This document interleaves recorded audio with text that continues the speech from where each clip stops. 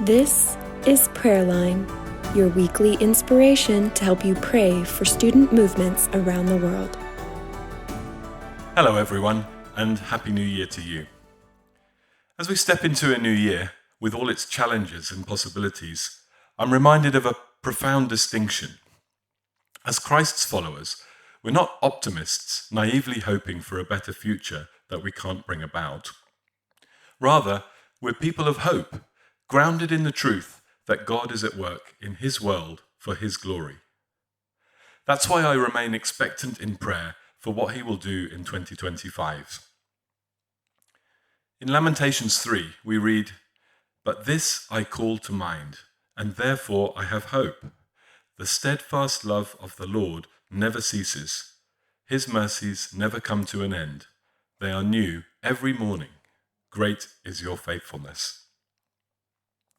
So as we start this year, I encourage us to follow this example and to take time to intentionally call to mind God's steadfast love and mercies, both to you personally and to student ministry around the world. Let's listen for where God is calling us to partner with Him, and let's ask for wisdom on how we can all work together in responding to that call, so that every part of our global family flourishes and bears fruit. Here are 3 areas where I already see God at work, 3 opportunities to partner with Him and each other and be hopeful for what He will do. First, God is shaping leaders. In Isaiah 64, the prophet confesses, "We are the clay, you are the potter. We are all the work of your hand." But God also invites us to take part in the shaping process. For this year's Global Giving Day on April the 2nd, we'll all be able to get involved in moulding leaders across our fellowship.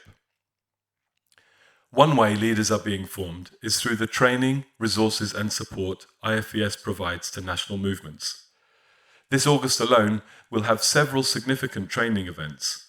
We're planning a conference for students in the Middle East and North Africa, where persecution and opposition are part of daily life. In Latvia, the European Student Festival will explore what it means to impact the university in a region that has witnessed widespread spiritual decline in this generation. And the Pan-African Conference will promote unity among young African students and professionals and address critical issues like education, creation care, and sustainable development. So give thanks for how God the Potter is shaping leaders.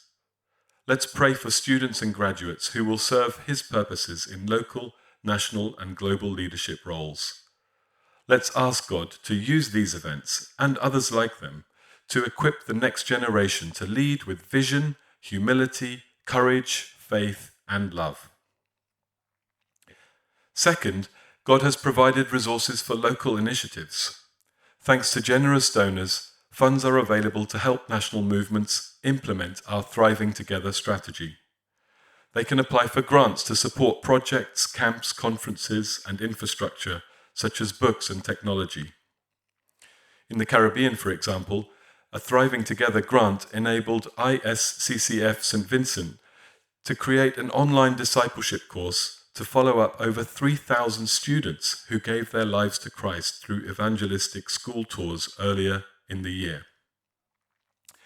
And a grant to CEC Panama has helped fund a 2-week mission initiative as part of their plans for pioneering in the Colón province.